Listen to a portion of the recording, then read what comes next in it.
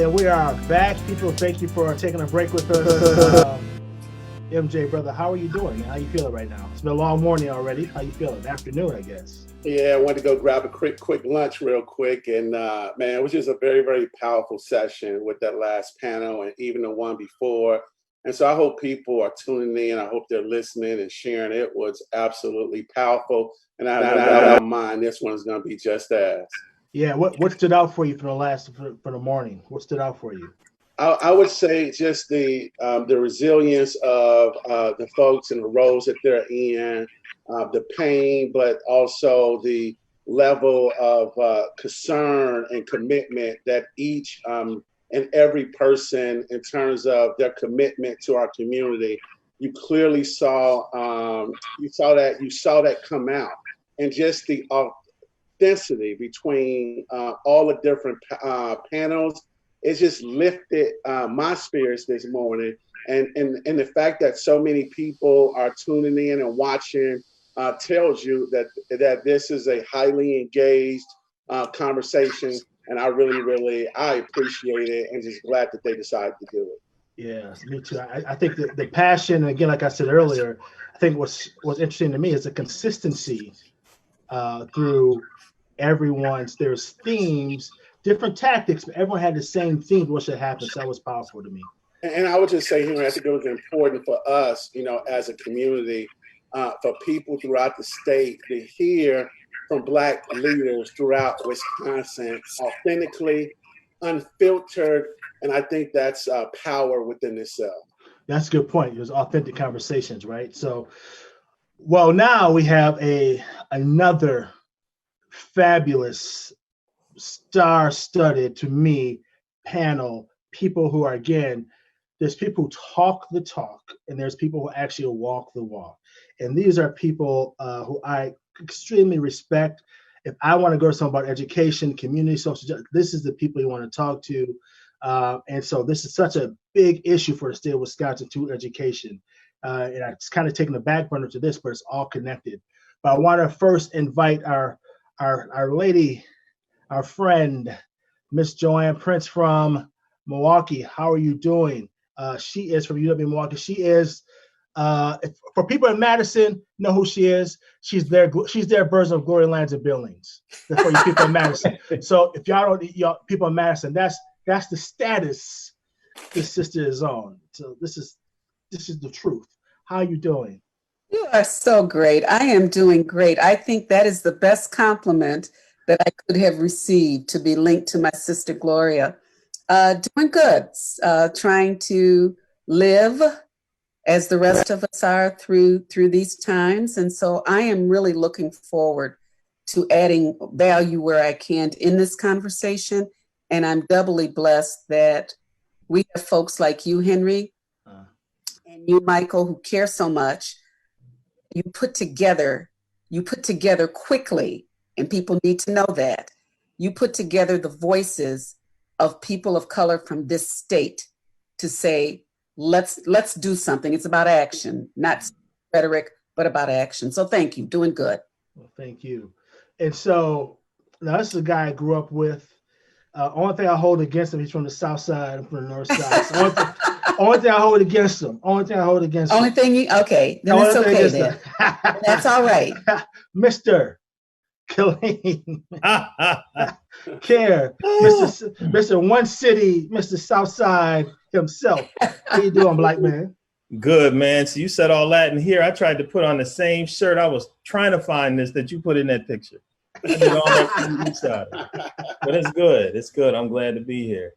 Yeah. Well, thanks for at least you can fit it, Kaleem. So I know you were going to say that. Past, we would have been back about 2 or 3 months. I wouldn't have. Yeah, no doubt. You're looking good, my brother.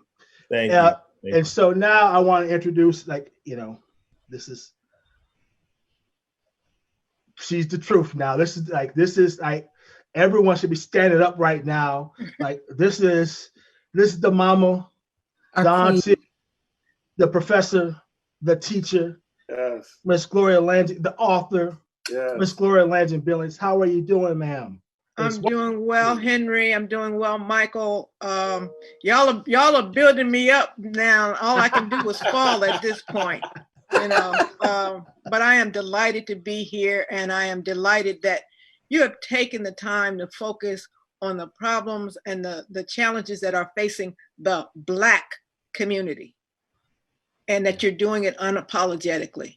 You know, I think one of our struggles has always been that we have always tried to be sort of, quote, inclusive and try to look at everything. But right now we have our house is on fire. Mm-hmm. Our house is on fire. So we can't go run next door to the neighbor and throw water on that one. So I'm delighted to join you. Y'all see what I'm saying? Y'all see what I'm Hey, saying? hey, I gotta say this when we first came on. Look at that bookcase. Anybody that got a bookcase, you gotta step your bookcase game up. You got to step it up. Yeah, that is a hell of a bookcase right there. You see how empty mine is? I got. And I bet she's read every one of them books too. I bet she's read every one of them. Probably wrote them. Mm-hmm. Yep. So next is a friend of mine, someone who's been here. I know him well. He is someone who's actually extremely important because the school he is at deals with our Black babies probably more than anyone else when they come out to Madison School District. Those babies go over to Madison College, and he helps get those babies where they need to be. Mr. Jack Daniels, sir, how are you doing? Henry, Michael, I'm doing well, as well as to be expected. It's good to be here, talk about critical issues that I think is important, especially to our community. And I've been in conversations over the past 10 days, and many of those conversations don't look at it from the perspective of the African American. And I think it's key that has to happen, and I appreciate the efforts that you're putting forward so that we can have this type of discussion and folks can actually learn from it. Yeah, and I want to remind the viewers again, the reason we're doing this is because Mr. Floyd, what happened to him being murdered, is awful. But this has been happening to Black folks for generations. And it's not just what the police are doing, it's from the business community, it's the education community, right? It's from the nonprofit community. It's all connected. It's all connected. So if we don't address the whole part of the body, we can never move forward, right? So this is why we're bringing these wonderful people here to deal with this education, because without education, I'm telling you, we're lost. MJ, I'll let you take it from here, brother.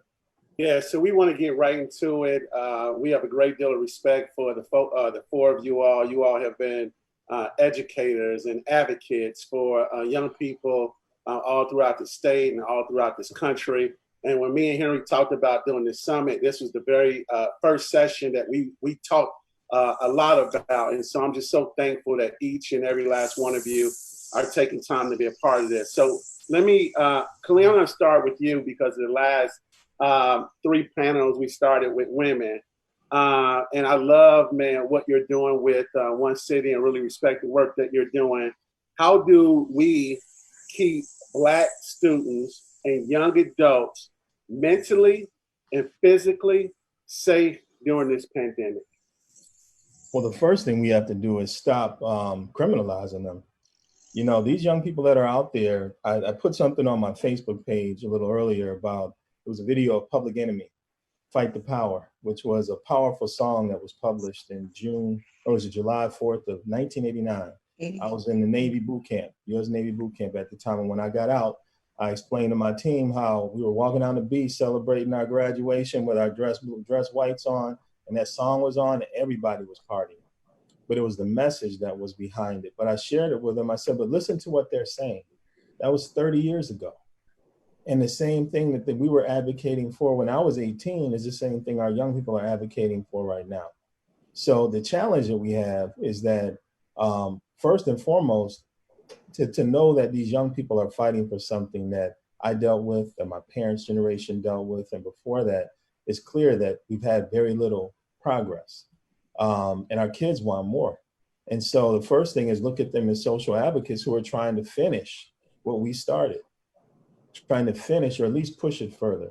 And so we got to change the way we talk about them if we want them to be sane in this movement. Because if we talk about them poorly, they're going to react to that. So I look at them as social justice warriors, and I'm so proud of them. I think they advocate, they rally, they do things far better than we did when we were kids. They're like moving. You talk about moving the library game forward. They're moving the rally game forward. So I think that. But then second, we got to give them a space and place to talk, and we can't have the police around them everywhere, because that creates that elevates their anxiety. And I'm going to go there too with the whole police in schools thing. I have been supportive of the idea of having police officers in schools, because the majority of families you talk to, including Black families, were like, yeah, if they're helping. But when kids see people like George Floyd get killed live on video, and it's just one thing after another, the trauma that these children are going through when they see police officers, I believe now we're at a point where we have to do what they're doing in Minnesota. We got to remove them from the schools. And I think it's incumbent upon the police department and the school districts and the community to create a safe environment for these children. It's our responsibility. It's not these kids' responsibility to do that. So I really feel like we've got to go the distance to reach our children. And then lastly, we got to stop letting them grow up in traumatized neighborhoods, homes, and schools. Yes. And if we don't change the root causes that our children are experiencing, which also is fueling their anger and frustration, we're going to be back here again. And if you notice, the movement is just intensifying. And I think about that with the fire next time. When is the fire? We're seeing brush fires now, but when is the big one coming? And I'd like to see us avoid that. Awesome. Dr. Billings, you want to go next? Sure. One of the things that I think is important for us to make clear is that there is a difference between education and schooling. Our children are required to go to school. They are not all getting an education. And that's a tension that is a long-standing tension in this country for Black people. Initially, they weren't even allowed to go to school. But when they were first allowed to go to school, they were never, ever given the mandate to be educated. They were sometimes told that they could go there and be trained. You can be trained to be a maid. You can be trained to be a chauffeur. You can be trained in a vocation, in some trade that will not take the job of some white person. So now we're here in the midst of this pandemic. Actually, we're in two pandemics. We got the pandemic, the COVID-19, but we have a pandemic of white supremacy, and its byproduct is the racism that we are seeing. And my deepest concern is that we are going to try to, quote, go back after the pandemic, COVID pandemic is lifted. Can I tell you, there is no going back, because what they were in was broken. So you want to go back to brokenness? I have a colleague out on the West Coast, Sean Ginwright, who talks about the fact that our kids are not experiencing PTSD, post-traumatic stress disorder. They are experiencing PTSE, persistent stress, traumatic environments. Mm. That's what we're in. And so if there is any, quote, opportunity that is available to us in the midst of this, it is to do what I call, and I wrote a piece for Madison 365 last week called Time for a Hard Reset. It's time for a hard reset. Just like when your device breaks and you can't fix it and you keep doing all these little things and finally you take it to the store and they say, we have to do a hard reset. What that means is we got to wipe everything clean. Yeah. We got to give it back to you the way you got it when it was brand new. That's where we need to be for our children. Powerful. Joanne, you want to tell us your thoughts from Milwaukee? Hi, well, I love when people ask me that kind of a question, because Milwaukee and Madison are linked. We are linked around the state. We're Black, we're Black people. So when you get stopped, it's irrelevant whether you're Milwaukee, Madison, Green Bay, Shawano, Brookfield, whatever. You're a Black person at the mercy of whatever might come next. When you're a young person, you haven't had as much experience in that, but you still have your own normal that we look through here in Milwaukee. Milwaukee has, I keep going back to this, and I've been thinking this for the last week. I keep hearing Nina Simone screaming in my ear to be young, gifted, and Black. Mm-hmm. And I look on TV, I'm hunkered down in place. So if I wasn't facing a health challenge, I would be out there with them. Trust me on this. Mask down, but I would be out there with them. And as I think about it, I think the pandemic just put a stop on the world. It has not put a stop on how Black people are treated. We have been resilient from day one. And what the young people know, see, and do is that the persistent, institutionalized racism in Milwaukee is what has them throwing up their hands. Yes, Floyd was murdered.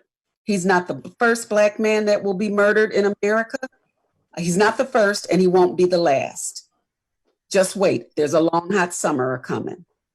But these young people have said enough. They don't want to wait anymore. What are we waiting for? They want it to stop now. Milwaukee is sort of sitting between what I call the two environments. The one where you have truly resistant Black kids who have allies that march with them, that understand the issues, that know how to do this. And then you have those that are the tag-alongs. And that's what's happening here. You have people coming in who just want to step inside and say, I was there, but really aren't there for the purpose. So how do we keep our kids safe? We keep them focused. You keep talking to them, saying, what do you need? What's the plan? Where can I fit in to help you? Not take over for you, but where can I fit in to help you? And we're seeing that here in Milwaukee so much. So many young grassroots organizers are here. They're marching strategically.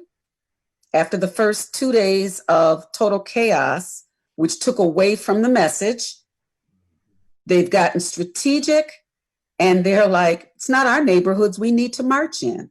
It's the other neighborhoods. And they're picking up allies and others as they walk. So I will end with this. Milwaukee is a piece of Wisconsin. At the end of the day, we're all Black folks. And if a young person or an older person in Madison needs help, shout out to Milwaukee, we'll be there, and vice versa. So there is no division for us. All of our jobs is to keep these young people safe, keep them focused, and stand by their side. Powerful. Dr. Daniels? There's an energy that you're seeing now. And it's an energy that we have to support. I saw that energy as 2 hours ago. Okay. And it became as a part of some remarks that were made on Facebook and on Twitter. Mm.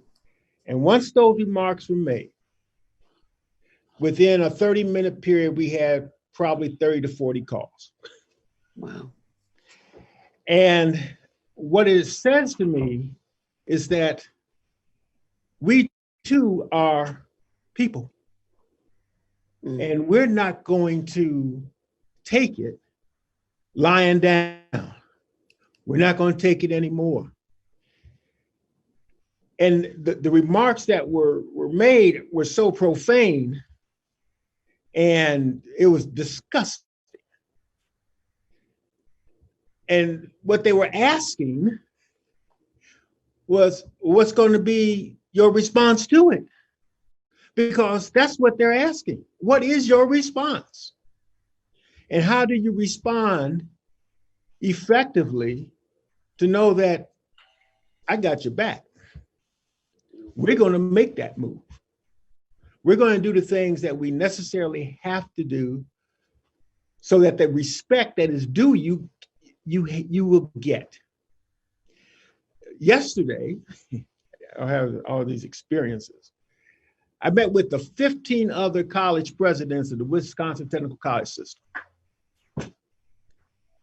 And to the T, they talk about how, in fact, do you engage these young folk and provide them with an environment from which they can be vulnerable and tell you what's their issue. It's important for us to understand where they are coming from. We have to ask the question, how do you feel? But it's got to be an environment in which they can feel that. Oftentimes, our institutions aren't that environment. And part of what I have to lead is an effort to create that environment. Because if you can create that environment, you can support these young folk. You can talk about sustainability, because sustainability is what we have not had, at least since my understanding, since 65. And I know before then too. So I'm talking about support of them, talking to them, and it's not talking at them or down to them, it's talking with them. We got to understand who they are, what their issues are, and then proceed from that point. So, Ms. Billings, did you go? Did you answer that question? No? Yeah. Okay. Okay. So, I want to address the education thing as a general, right? So, Madison School District has some of the worst achievement gaps in the country. Milwaukee School District is not doing well for our kids. Okay. So, if the pipeline for our future is not getting educated, and then we throw in police brutality, COVID-19, all this stuff, it's really killing off our kids, our community, and their future, right? What do we do to deal with the education reform now with all the reality of today's norm? Knowing that our kids are not getting educated, how do we deal with all that now, all the other stuff going on, and still want to educate our kids when our schools aren't doing it well? Well, how do we do that now in this environment? And now let me start with you, Ms. Prince. Okay, thank you. So I'm sad and pissed off because what COVID-19 did, it exposed more and more, not to the shock of many, but to the shock of those who either didn't care or chose to be blind, the inequities, particularly in education. So what was the first reaction? Let's put everything online. Particularly if you're at higher education, we'll offer all of the courses online, and then people can just go home from the residence halls to their nice little homes, assuming that they came from one, right? Yep. If they came from a home where they might have had a separate bedroom or a separate residence, or that home had internet, that even they knew how to access the online platform. So right away, another inequity builds up. What do you mean you couldn't finish? You had the same access as the person next to you. You both were able to do this online. That's where the inequities start to fall. What's going to happen from the K-12 lens? Of course, summer melt. Summer melt now has turned into 12-month melt because they do not have the same resources in many cases and access at home that others might have. You might have a totally different mindset if you have parents who are professionals who actually might know how to teach at home, and you're a fifth grader who needs help with reading and math. What about the young person who goes to a home, particularly a Black person? Let's be specific here. A Black child who may not go back to that same or live in that same type of environment. Where is the help for them this summer? What's going to happen for them? So the inequities are there. And at the end of the day, we have to look at the pipeline, the K-12 pipeline. Higher ed won't exist if there's nobody to come to higher ed. Let's just be real clear. There's not going to be anyone to come to higher ed. What I sit on that stage every graduation and do you know what I do? I count the number of African-American males that walk across the stage. That's important to me because I need to see how many are making that path. Not that women aren't important to me as well, but I know that we're coming across. The African-American males are not at that particular level in our system. So when you talk about education and the inequities in education, we need to be much more vocal and focused on all of those inequities that are going to be the lifelong challenges. And as someone said to me the other day, well, I just don't understand. Some of them look like they were college educated people out there protesting, you fill in the rest of the blank. And I said, let me be really clear. People that need to come to the table are the ones who have no hope. Those are the ones we need to talk to try to help them see past what they feel is a marginalized world where their end will be George Floyd. Well, let me go to you, Mr. Daniels, next. How do you answer that question? I'll tell you also that when I sit up on the stage, I count first how many brothers are coming across that stage. I then count how many sisters are coming across the stage. And I'm concerned. Our population here, when we talk about Black folks here at Madison College, we're talking 70-30. 70% female, 30% male, which is different than what the total population is.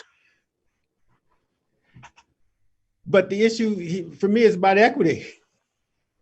We talk about the young child who goes home. Will the parent be able to help that child? I've got concern about those students who are adults and what happens.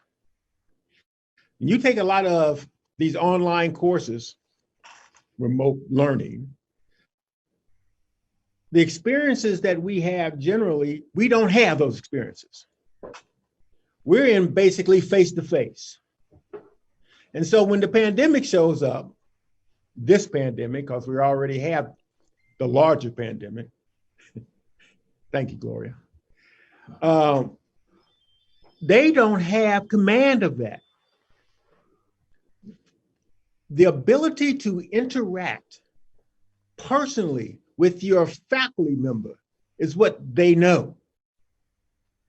And so they don't have those types of skills, neither do they have the technology. And then when they're going home, understand our average age is 27. When they're going home, they got children. They got to worry about the housing. They got to worry about their food. They got to worry about if they're taking care of their parents or anyone else in that household. And oftentimes that household has a large number of people in it. So how, in fact, do we deal with this equity issue if we're moving to this remote environment for folks to be successful so that they can get those high wage paying jobs or family supporting jobs? That's a huge issue. And when you've got the private industries moving in those directions, they've got to have that type of background from which they can be responsive to. The equity issue is key to me. Ms. Billings, I'm gonna come to you next, but I want people to know also that Winnie couldn't make it. We're getting questions about Winnie. She wasn't feeling good, so she tried to be here, but she wasn't feeling good. We didn't throw her out. We didn't do any of that stuff. She just couldn't make it. The sister was not feeling well. So we love you, Winnie. Get better. And now I'll come back to you, Ms. Gloria Billings. Okay, thank you. Mm-hmm. I do want to reference something that Dr. Prince pointed out about us being one state. And it's the state that has the greatest disparity in K-12 education between Black and white students. The state, out of all 50 states and the District of Columbia. And we often spend time looking at what's wrong with these Black kids. But what I want people to take a look at is, why is it that white kids can get a decent education in this same state? So it's not that we don't have anything available. It apparently cannot be accessed by kids who look like me and the folks on this panel. So it's important. The other thing I want to talk about, and I know you had an economic panel earlier, but Milwaukee is the economic engine of this state. And I have never been in a state that hated its economic engine as much as Wisconsin does. I'm from Philadelphia. They don't have to like us in Philly, but they know in the state of Pennsylvania, we run that. We run that. Pittsburgh, you out there and you might be doing something, but it's Philly. So, you know, I do the same thing with New York. New York is a huge state. Buffalo, Albany, Syracuse, but they know New York City is where the bread and butter is. Illinois, they know it's Chicago. So we're in a state that has an economic engine that the rest of the state, and I'm not just talking about the people, I'm talking about the policymakers hate. Those people that sit in the state legislature hate Milwaukee. They penalize it as much as they possibly can. So if that's the environment we're working in, how are we going to be able to do the kinds of things in education that would service a community that looks like Milwaukee? Madison's one claim to fame is they keep saying we're not Milwaukee. Well, you're about to be, so let's get over that. So I think it's really important. You know, what I'm talking about is not trying to fix this broken thing. I'm talking about a radical reset. And one of the things that this COVID-19 has shown me is all the stuff you said you couldn't do, guess what you can. When you said, oh, we can't get these kids devices, electronics, because they'll sell them or they'll break them, well, you had to give it to them. So they now all have them. You said, oh, you cannot go through a school year without giving the standardized test. Well, guess what? Nobody's taking the test. So there's a lot of things that we think have to be that really don't.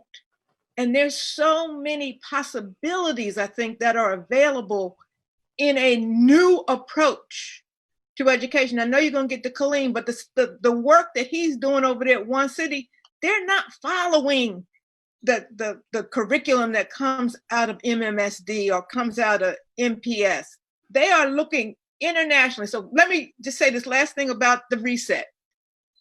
As I've been trying to think about this, I've been looking at nations that have had traumatic things happen. And I've been looking at what did they do when it was time to go back to school. I looked at Japan after World War II. Nobody was stupid enough to say, oh, okay, we all back now. Let's turn to page 27 in the book, in our workbook. They said, we got to have a whole different system. Yes. It's got to be totally different because of what we've been through. My fear is that we will not care enough about Black children to understand that this demands a whole new approach to education for them. Brother Kaleem, same question to you, but I really want you to focus on the K through 12, brother, because there's very few people I know who know education like you do, especially the K through 12. Like you really mastered this stuff and studied this stuff for years. So same question to you. What should be the focus now with everything going on, COVID-19, Mr. Floyd being killed and murdered in Minneapolis? And what should our focus on? All the disparities, and Ms. Billings clearly educated us on the whole state of Wisconsin and the achievement gap and disparities. What should we be doing now to focus and reform right now from your perspective? I'm going to jump into that, but I'm going to piggyback off Ms. Dr. Ladson Billings for 1 second. But you talked about what we're learning. Like America said they couldn't give Black people reparations because the country would go broke. But they just gave reparations to all these people in the United States, equivalent of that, and businesses. I mean, NBA teams got PPP grants. So if America says they can't do it, absolutely we can. So that leads me to your answer your question, leadership. We have got to have leadership that is prepared to lead us. And if you don't know us, you can't lead us. So I look around this city, this state, this country. We have so many people in positions of leadership. They come around election time. They treat us like babies, right? Sucking on the bottle. Let me bring a bottle to you and give you a little something so you can give me a vote. But then when I get in there, I'm going to act like having a meeting with you is enough. I'm tired of hearing people talking about conversations. So the first thing is we got to have leaders who are prepared to also lead us. The other thing is we got to have teachers. If you don't love us, you can't teach us. And if you can't find the love in your heart for us, to children, young children feel that first. It's not about the skill you bring into the classroom. It's about the connection and the relationship they form with you.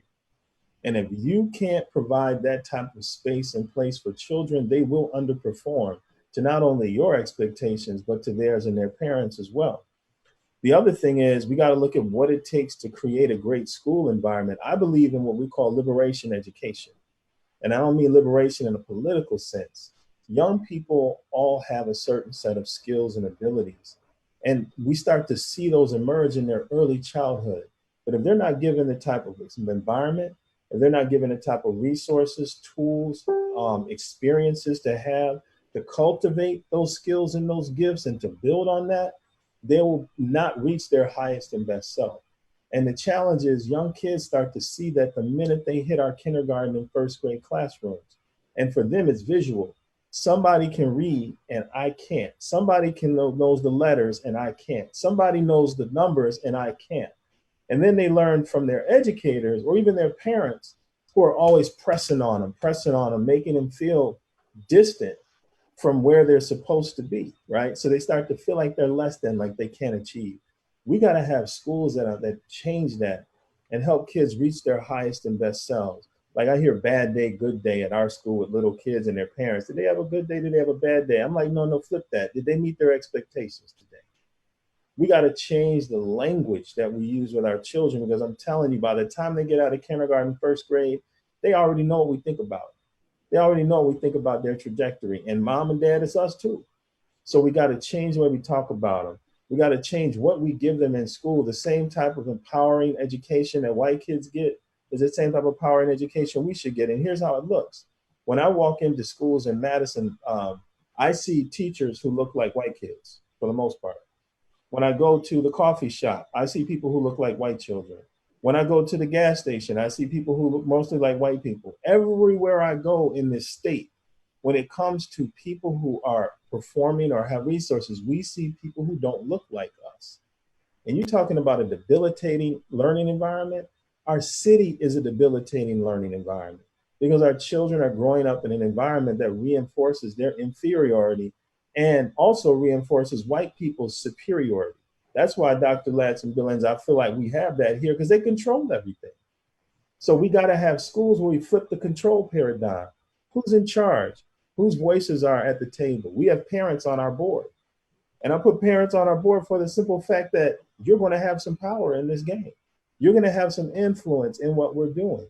And so if we really want our kids to move forward, before we get to curriculum and all of that, we got to set the stage and the environment from birth all the way through early adulthood that reinforces a very positive, strong, and liberating identity so they can reach their highest and best selves. So let me ask for Black parents who are looking to enroll their kids into summer programs and begin to make plans for the fall. For the parents who are tuning in today and they're listening to you, what advice would you give them? Advice is easy to give. I would urge them to do a couple of things. And again, I'll be broad enough so that it's not just Milwaukee, because every district does things differently. But number one, just like you don't go out and buy the first car you see, go out and do a look around. Make sure that the school fits your child, because the odds are high that the school is not going to try to fit your child. So make sure that you do that homework up front. What's the best place for my child to thrive in? So you have to do a little homework. Look around, call the principals at the schools. If there's no one in the physical building right now, call someone. You will be able to help you find someone to call. But number one, you've got to do some homework on your end. Talk to other parents. Where's your child going? How do they like it? What are they doing there? Word of mouth. You know, we Black folks, family reunions, even with a mask, are going to be happening this summer. Talk to each other. Find out where the best place is. And then we have to start to say, load parents up with the right questions to ask. Even if you don't know what the answer should be, they should at least be able to give you an answer. And if they can't at least give you an answer, walk away. I want to know, well, how does this school perform? If they start stuttering and stammering, you don't even care what number they come back with because you don't have a context for it. But I would still walk away. So come prepared, do your homework, ask about environment, ask about academic success, ask about what is important that you know as a parent that your child is going to need to survive. If your child has special needs, ask about it up front. Ask whether, am I welcome?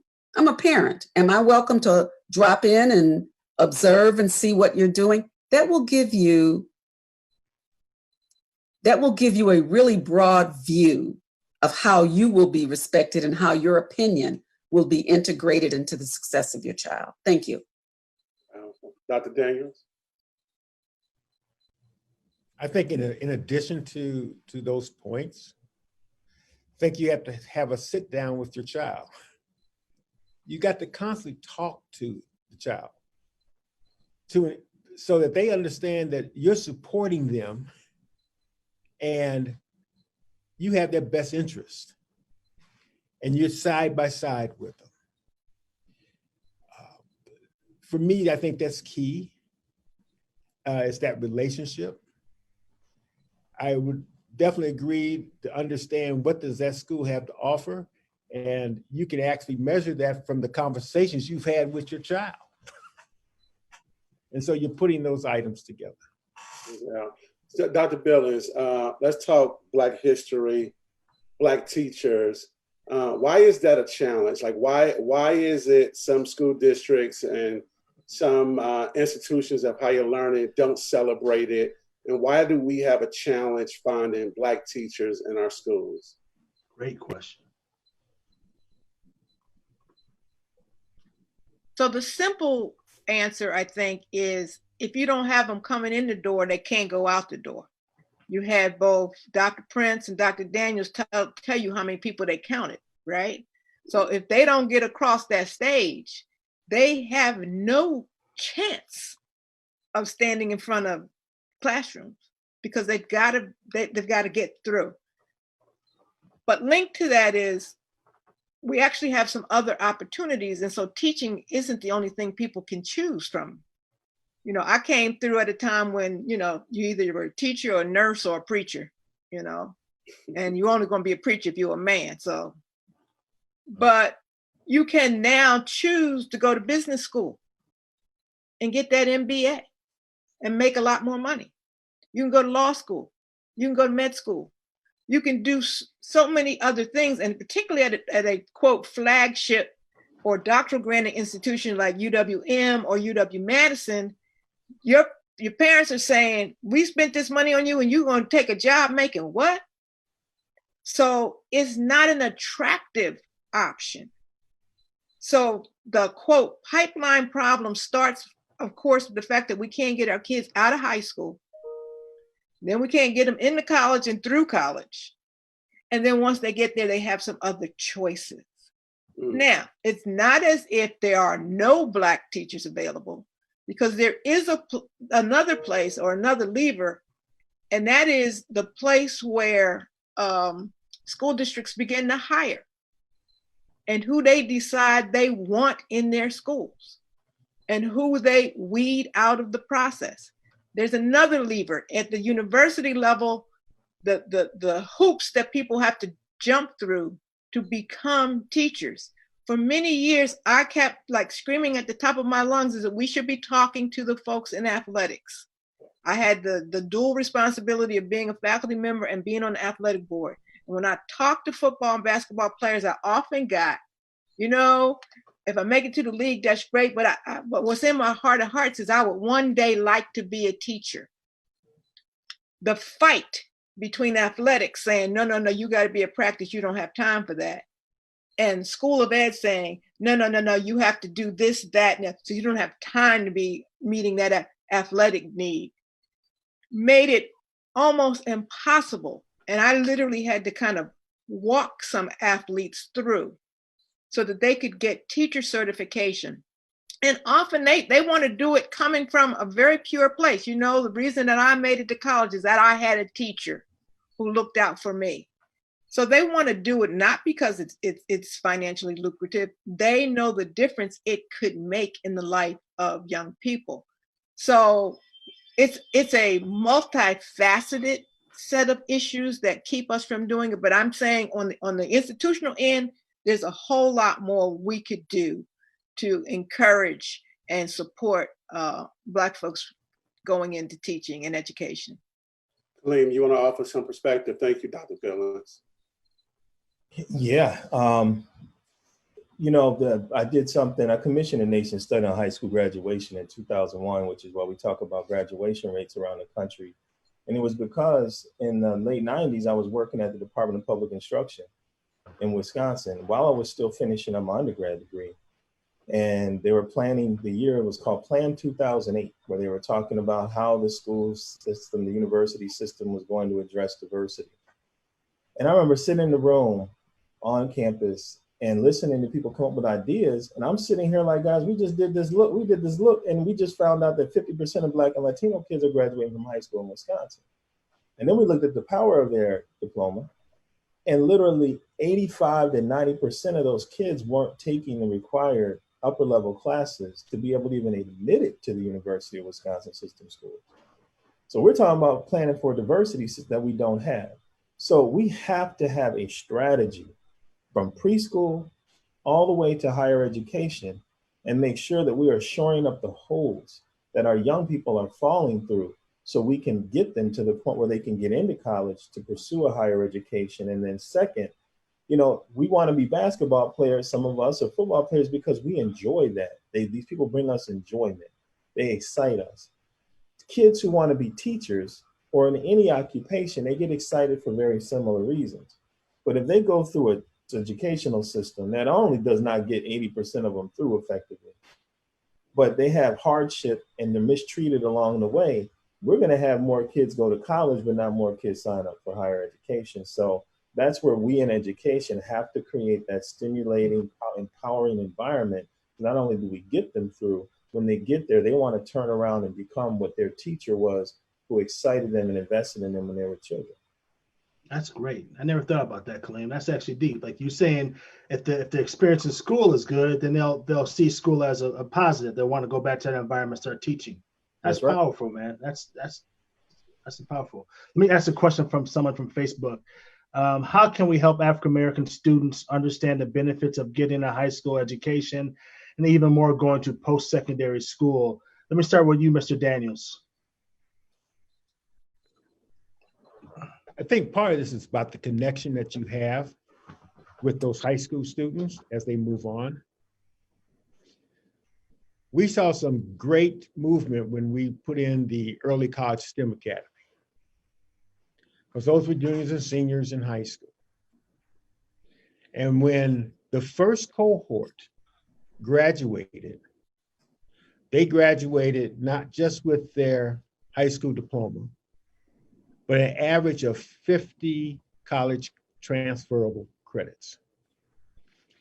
And along that pathway, those 2 years in which we were working with them, is giving them exposure to, in the case of STEM, to everything in those STEM fields, so that they felt that they could succeed. And that's half the issue, I believe, is when you feel that you can. Mm-hmm. And I think it's important to support that. And that's why those kids who came through that program, the Early College STEM Academy, their average GPA was 3.6. And that Early College STEM focuses on students of color.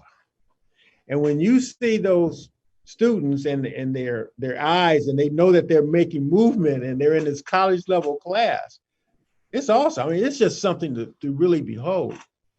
But it's giving that pathway and helping them along the pathway. And what can they see? And I go back to that issue regarding exposure. How often do we bring them to our college campuses? How often are they at their college campuses with their hands on with the labs, with technical training even, And it just gives them the notion that, yeah, I can succeed at this, and helping them along that way. Let me go to you, Dr. Prince. How would you answer that question? Well, there's something called if it ain't fixed, if it ain't broke, don't fix it. I am going to take us back to some of those things that I think we can grab and bring forward into whatever this new existence is going to be. If you take a look in the 70s and you take a look, leading us back now into this era, a lot of those young college students were in trio programs. We're in programs where they actually, before they even arrived at the university, they were exposed. So we're talking pre-college, we're talking a pipeline of hope. That's what I used to call it. It's the pipeline of hope. So like many of my colleagues here, we get the phone calls. My kid is 9 years old and he or she has specifically said they want to be this, that, or the other. Is there a summer program I can put them in? What can I do? It's called early exposure and continuous exposure. That's what it's going to take. Early exposure and continuous exposure. There's nothing worse than giving hope to an 8, 9, 10, 11-year-old, and then you let go of them because there's nothing after that.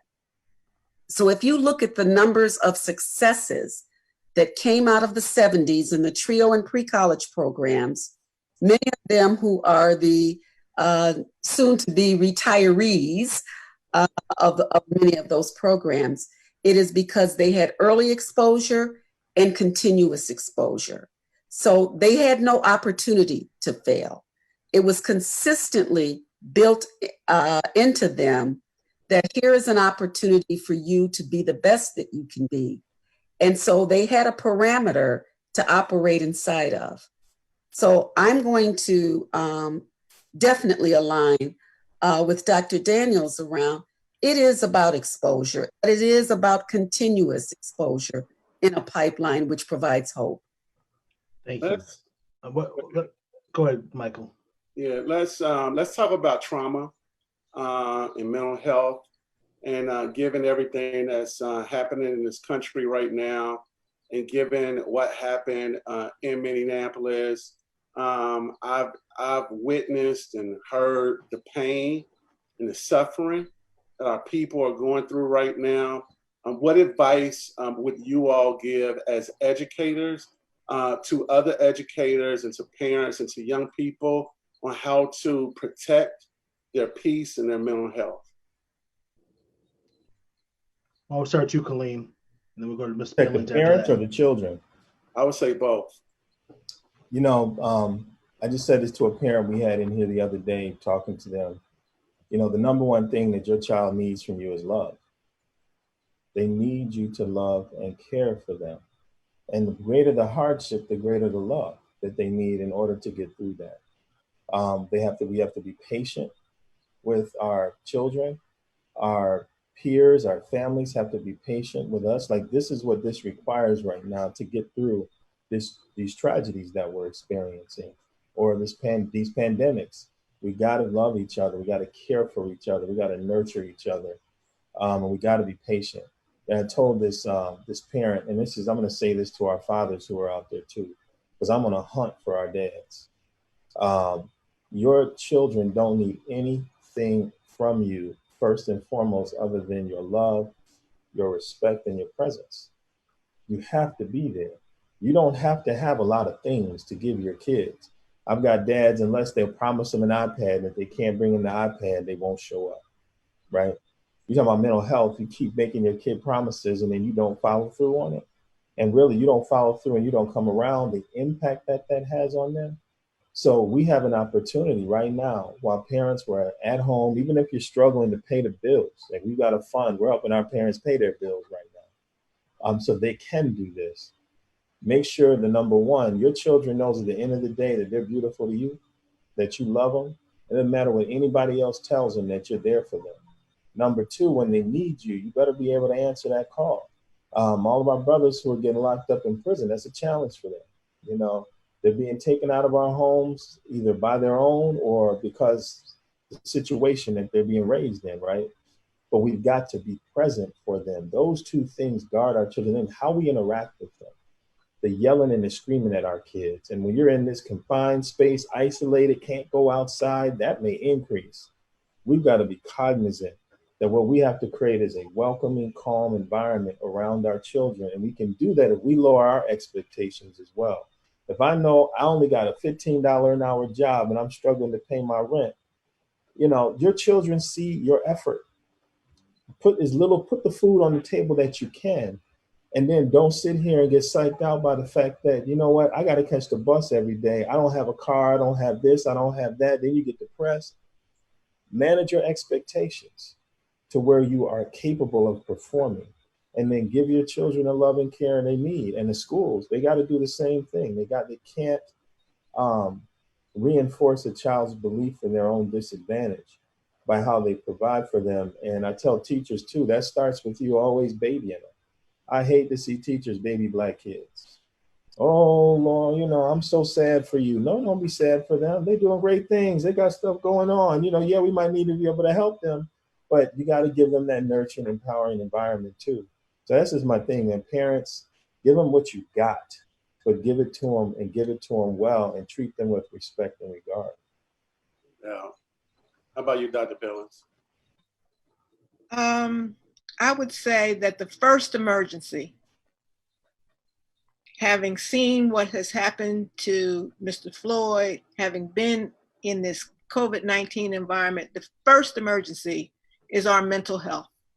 And do not presume that the adults that will be around them are mentally healthy either. And I'm not just talking parents, I'm talking teachers too. We've all been in this.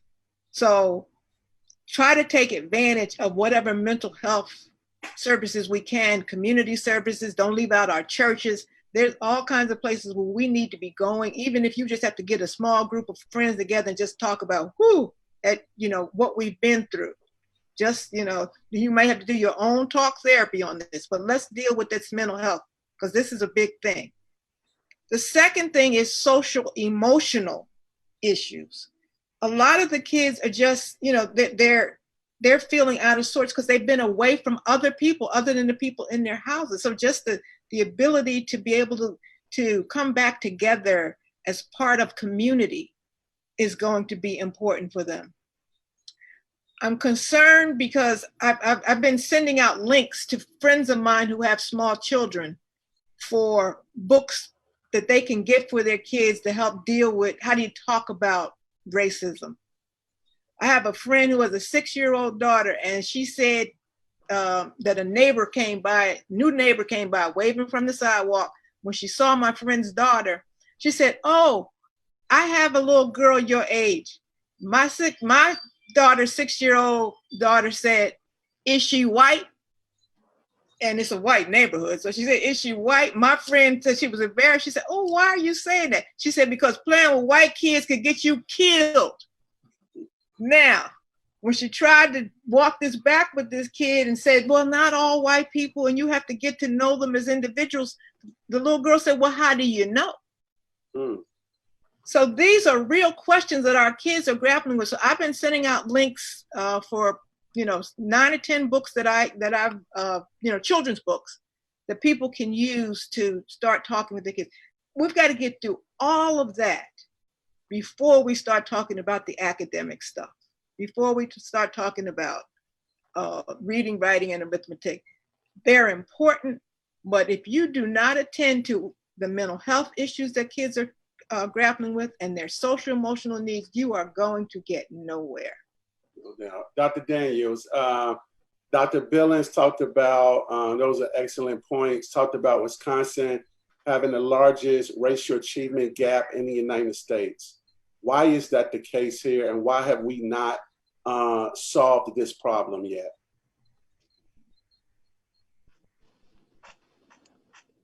Michael, that's a huge question for me to answer.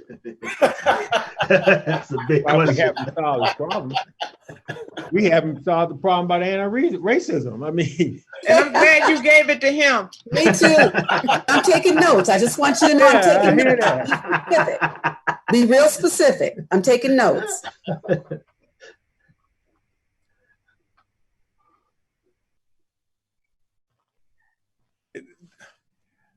I want to go back to, and I'm going to take my own self back. When I started my journey, education, I taught 6th grade in Chicago public schools. Okay. And my class size was 48. And it wasn't nobody else. And I was in a school that was built for 900 students, and we had 2,300 students. And I had a class that was, quote unquote, EMH. Now, I haven't been in many public schools in the last 35 years. But then it was about, I'm going to place you in there because you're a discipline problem, or I know your brother, so you got to be a discipline problem too. And I looked at all of those kids, and my issue was how do I get them from point A to point B in my teaching? Number one was, what is the engagement or the relationship that you develop with them? And do you allow them to be able to be as free as possible in the questions that they may ask or they would want to ask and they didn't ask? So you ask them for them and you engage them. And I think part of the issue here is about how do we engage? Now, if I fast forward to Los Angeles, where I was in a community college in South Central, and the same issue came up, but I also found that instructors were scared to talk to the students. That's about engagement. So if you can't engage them in conversation, you can't expect to facilitate any learning, and you've got to be able to do that. There's a whole bunch of stuff when you talk about the gap. There are internal, but there are external issues too. There's a whole bunch. And this is coming out really clear right now. Yeah. You got economic issue. You've got a housing issue. Absolutely. You've got the food. All of this. And then you wonder why you got a discipline issue. Wait, they telling us we only got 10 minutes left? We've been on this long? Yeah. This goes by so fast. It just goes by too quickly. Could I just piggyback on something Dr. Daniel said? You know, people ask those of us in this space all the time, well, why is there a racial equity gap in education? Because, you know, there's this program and this program. I said, let me help you understand this and do it quickly. Why can't a Black person graduate with the same degree as a white person in Wisconsin and be started at a lower salary wage if they apply for the same job with the same education? Why is there segregated housing still in Milwaukee? Why do Black people, and I'll be very specific, why do Black people be looked at differently when they go to a place of lending to take out a loan? Why is their credit looked at differently? Why? Because all of those inequities, all of that institutionalized racism just simply bubbles up the chain. That's exactly what it is. So the moment that we have desegregated housing, that job applicants are looked at equitably and advanced equitably, when it doesn't matter what the color of your skin is, where you live, where you work, where you play, when you can simply be George Floyd and be arrested the same way a white female is arrested in this country, then we can talk about the racial equity gap in education. Can I just quickly say that there are 4 components to why this gap exists. Those components are historical. You need to go back. We didn't just have a gap. It didn't just jump up. We've always been unable to access education. It is economic. There's a difference between what resources we have had, even in just the funding of our schools. The third one is it's socio-political. You folks realize we just got universal voting in 1965 in our lifetime. And now what we are seeing is trying to purge people off the roll. You can't vote if you had a felony, even if you served your entire sentence. But the fourth one, the fourth reason we have this gap is moral. It is moral. And that's why these young people are in the streets. They know deep in their souls, this is wrong. This is wrong. And until we can move the entire nation to its moral responsibility towards Black people, we are going to stay in the same place. Say something about that too, real quick. That Okay. We lived under legalized forms of oppression in America, from slavery, from 1619 to 1865, through failed Reconstruction and Jim Crow at another 100 years, for 345 years, 17 generations. We've only been in the civil rights era for almost 3, if you look at generations being 20 years. So I ask people all the time, can you tell me what America has done in the last 3 generations to undo what they did to us for the 17 generations before? If someone went through 1 week of slavery today, we'd be arming them with psychologists and mental health providers because of the bad experience they went through. We went through it for generations, and it is embedded in our DNA. But I tell our young people, they haven't killed us. You know what I'm saying? So what we've got to do, I think now, when I'm looking at the movements that our young people are pursuing, and just what we're doing with our school, when I'm talking about a new model of education, I believe in my heart and soul that the America that was created by us wasn't the America that was created for us. So we've been living with that dynamic forever, that reality. It was perfectly scripted to hardwire our disadvantage for economic advancement for white people in America.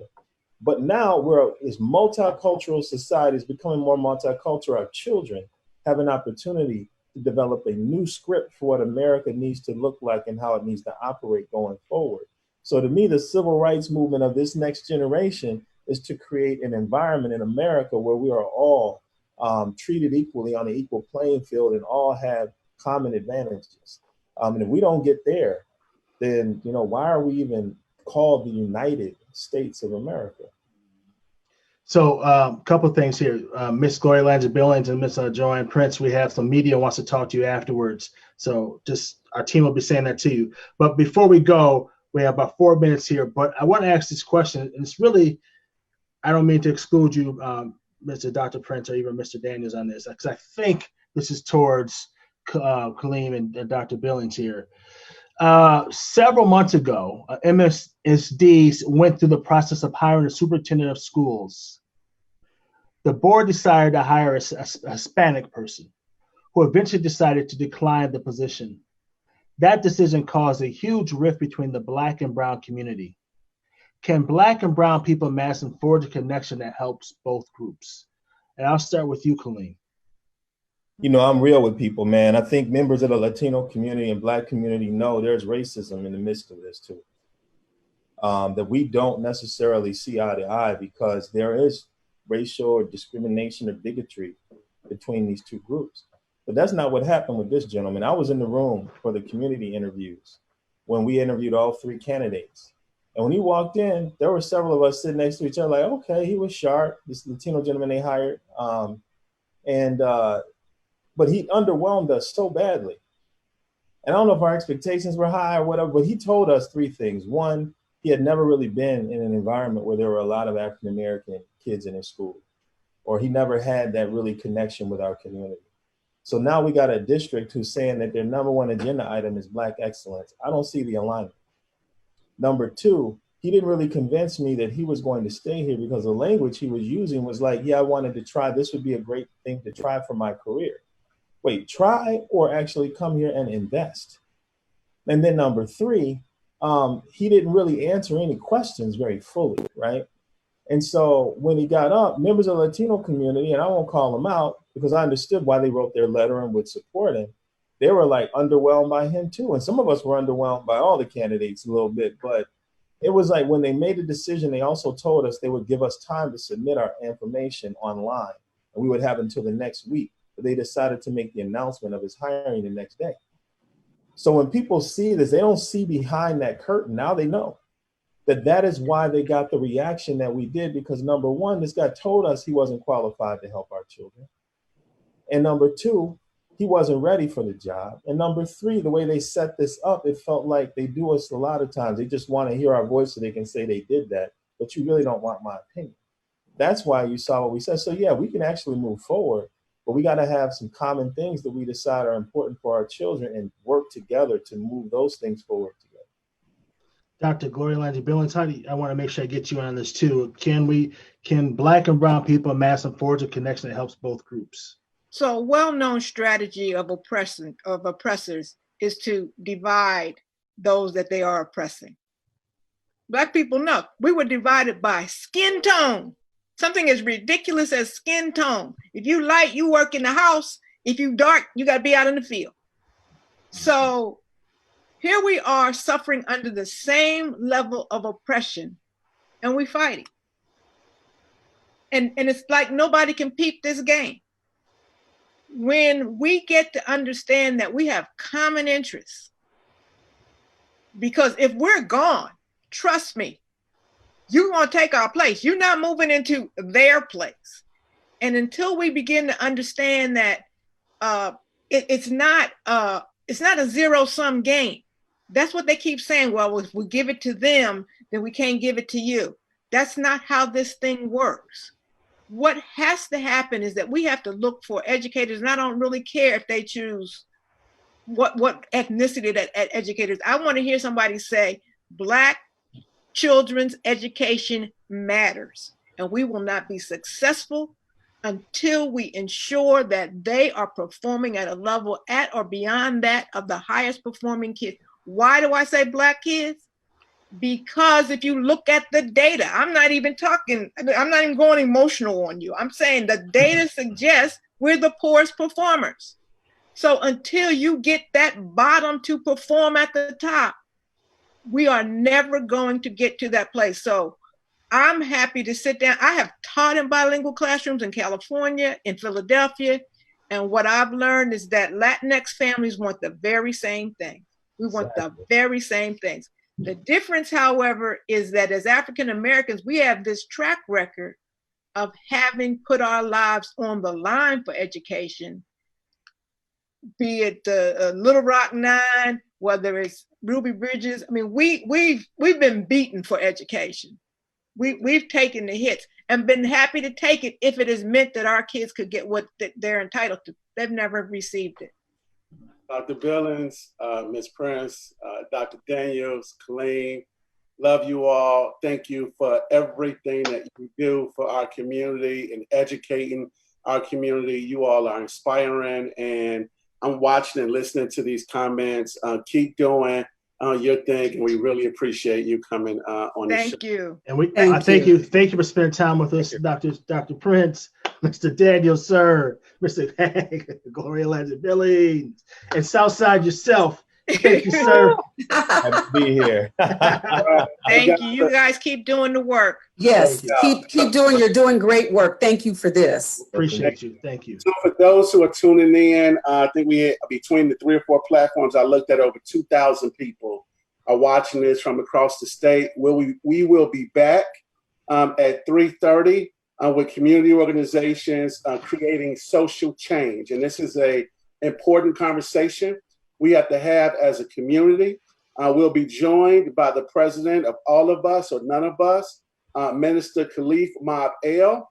We'll also have the Urban League of Greater Madison, its CEO, Dr. Ruben Anthony. We're also going to have the Milwaukee Urban League Young Professionals President, Tiffany Henry. We'll be joined by the United Way CEO out of Brown County, Robin Davis. And then our last panelist is Dr. Marcus Allen, who is the president of the African American Council of Church. We'll see you in about 15 minutes.